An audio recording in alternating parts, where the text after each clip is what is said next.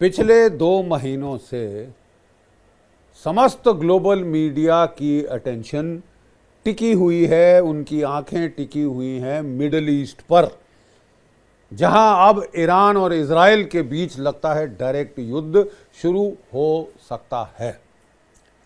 जैसा कि हम सब जानते हैं, इजराइल ने पहले तो सर कुचला तकरीबन हमास का, काफ़ी भीषण नुकसान कराया। वहाँ 1 लाख लोग वहाँ पे कहते हैं मारे गए हैं और कोई इमारत खड़ी नहीं रही गाज़ा के अंदर।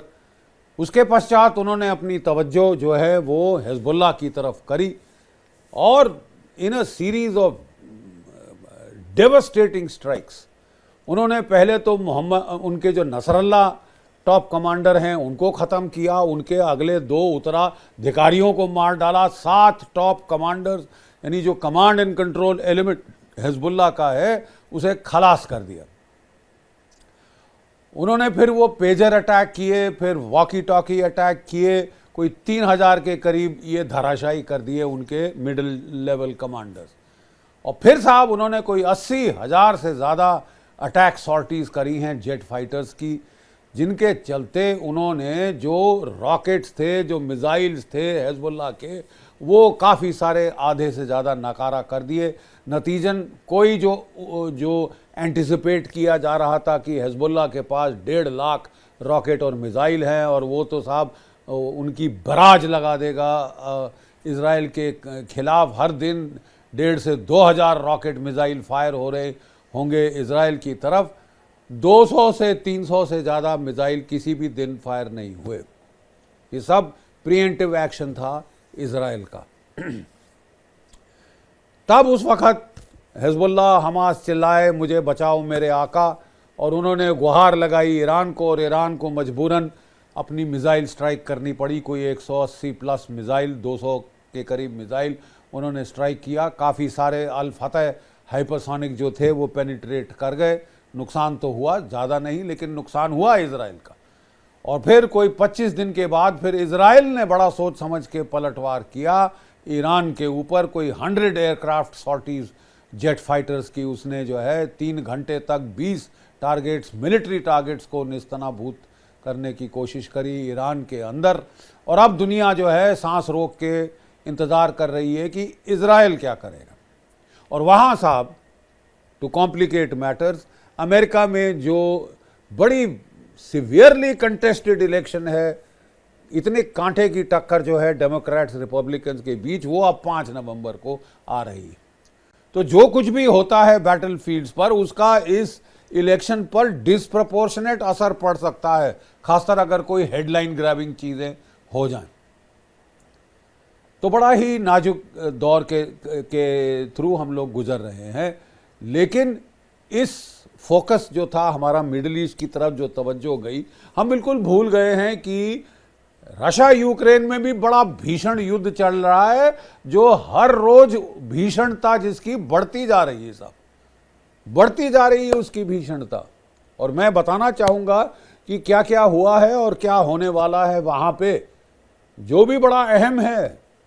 बहुत अहम चीज़ें वहाँ पे भी हो गई हैं जिनकी तवज्जो दुनिया ने इतनी नहीं दी, कि अटेंशन हमारी पूरी मिडिल ईस्ट की तरफ थी।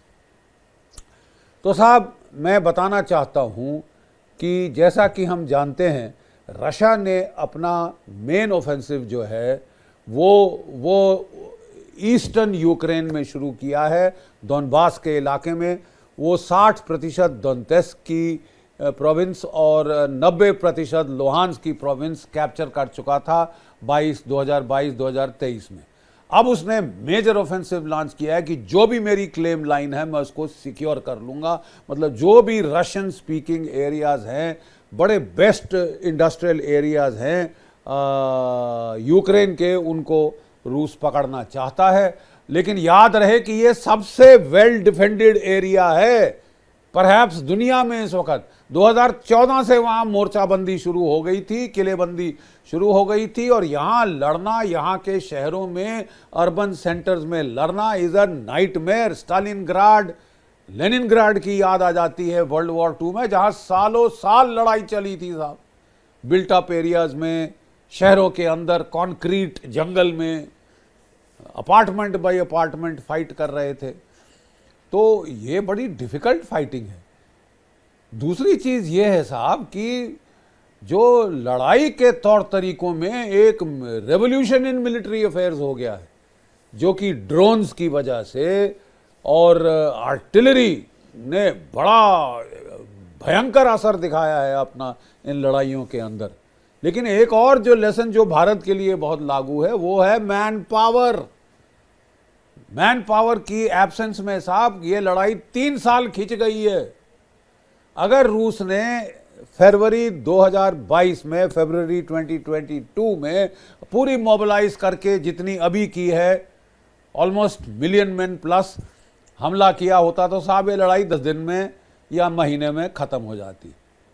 क्योंकि उन्होंने नहीं किया, वो पुतिन साहब अपनी ही इज़ कंसर्न्ड कि ज़्यादा लॉसेस ना हो रशियन मैन पावर को। As it is manpower situation यहाँ पे थोड़ी पतली है, लेकिन ज़्यादा मैन पावर लॉसेस ना हो, इसलिए उन्होंने फोर्स कमिटल को बहुत ही रिस्ट्रिक्टेड रखा है शुरू से। जबकि उनके जर्नैल कह रहे हैं कि साहब एक बार कर दो, हलाल मत करो, झटका करो, एक बार कर दो, ख़त्म हो जाए। लेकिन अपने पॉलिटिकल कंसिडरेशंस के लिए, और मुझे अच्छा लगा एक चीज़ कि वो अपनी, उनको कंसर्न है अपने लोगों के कैजुअल्टीज़ के लिए, रशियन कैजुअल्टीज़ वो नहीं चाहते। तो इसके लिए वो बहुत रिस्ट्रेंड कॉशियसली लड़ रहे हैं, बड़ा फूंक फूंक कर लड़ रहे हैं, बट बड़ा मेथोडिकली लड़ रहे हैं। और अभी तक जीत का पलड़ा बिल्कुल उनकी तरफ, क्योंकि मैन पावर उनकी यूक्रेन से कहीं ज़्यादा है। यूक्रेन की तो साहब बिल्कुल जीभ बाहर आ गई। उनकी इंडस्ट्रियल मोबिलाइजेशन अमेरिका और नेटो से ज़्यादा है। वो साल में 2023 में उन्होंने 3 मिलियन राउंड आर्टिलरी के प्रोड्यूस किए थे, जबकि अमेरिका और यूरोप कंबाइंड 1 मिलियन प्रोडक्शन था। मतलब वो साहब एमिनेशन भी सप्लाई करना उनको दूभर हो रहा है 2 लड़ाइयों को, यूक्रेन की लड़ाई और इजराइल की लड़ाई। और अब वो कह रहे हैं कि साहब इनकी जो आर्टिलरी प्रोडक्शन 4 मिलियन राउंड सालाना की हो जाएगी। ये कोई 150 से 200 टैंक पर महीना प्रोड्यूस कर रहे हैं, जबकि अमेरिका कोई 45 टैंक पर महीना प्रोड्यूस करता है, और जर्मनी कोई 150 टैंक साल में, और फ्रांस कोई 100 टैंक साल में करता है। तो ये इंडस्ट्रियल मोबिलाइजेशन में जो डिफरेंशियल है साहब, ये भी लड़ाई के मैदान में दिखना शुरू हो गया है। और इसके चलते एक हदबंदिश है कि अमेरिका कितनी लड़ाइयां लड़ सकता है।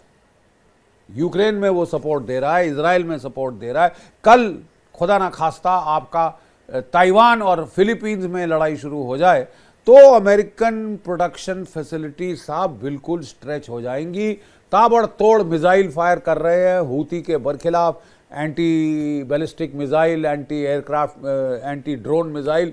वो काफ़ी इन्वेंट्री उनकी ख़त्म हो गई है साहब।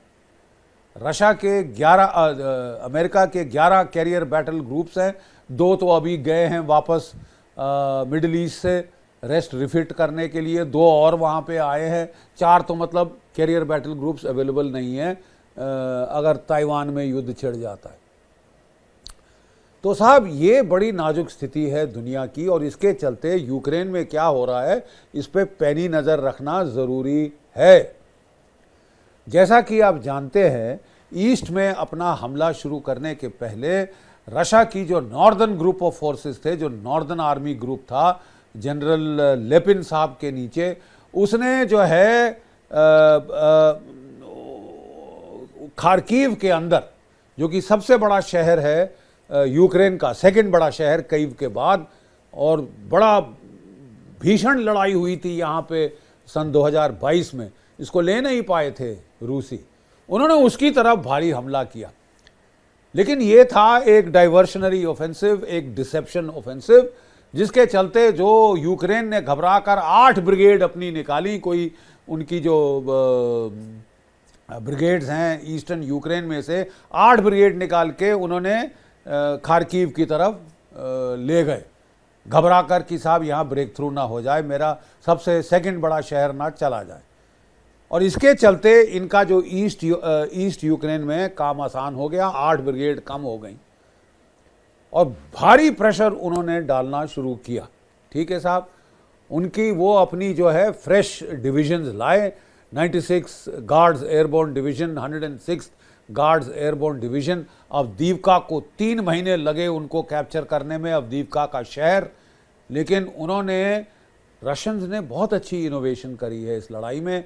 उन्होंने दो FAB bombs, glide toss bombs, यानी नॉर्मल ग्रेविटी बॉम्ब्स के ऊपर विंग्स फिट करके और इनर्शियल और जो सैटेलाइट गाइडेंस के किट फिट कर दिए ग्लोनास गाइडेंस से, ताकि वो पिन पॉइंट अटैक कर सकते हैं। वो प्रिसिशन म्यूनिशन बन गए और 40-50 किलोमीटर दूर से वो जहाज फायर कर सकते हैं, ताकि जो यूक्रेन के एयर डिफेंस गन्स हैं, शोल्डर फायर्ड मिसाइल्स हैं, वो उनको छू नहीं सकते।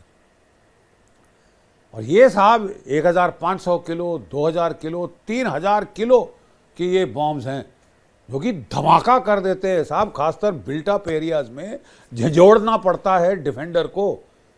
तो पहले तो वो तोपों से कर रहे थे, 50,000 राउंड पर दिन उन्होंने फायर किए हैं रूसियों ने। लेकिन साहब जब आप इतनी ताबड़तोड़ फायर करते हैं, एक तो एम्यूनेशन एक्सपेंडिचर होता है बहुत ज़्यादा, नंबर 2 जो बैरल हैं गनों के साहब वो भी वेयर आउट हो जाते हैं। कोई 2-2,500 3,000 राउंड आप फायर करें तो गन का बैरल चेंज करना पड़ता है। ये प्रॉब्लम यूक्रेनियंस को ज़्यादा आ रही है। उनके पास तो प्लेथोरा ऑफ गन्स हैं साहब, कोई रूसी गन, कोई उनकी खुद की बनाई, कोई अमेरिकन गन्स, कोई फ्रेंच गन्स, कोई ब्रिटिश गन्स, कोई पोलिश गन्स। उनके पास तो एक पूरा जू है साहब, जैसा कि चिड़ियाघर हथियारों का। तो उनके जो बैरल ख़त्म हो रहे हैं, वो बैरल रिप्लेस करने एमुनेशन से ज़्यादा मुश्किल हो रहे हैं। तो ये रूसियों ने साहब बहुत अच्छी इनोवेशन करी है कि ये शुरू किया है।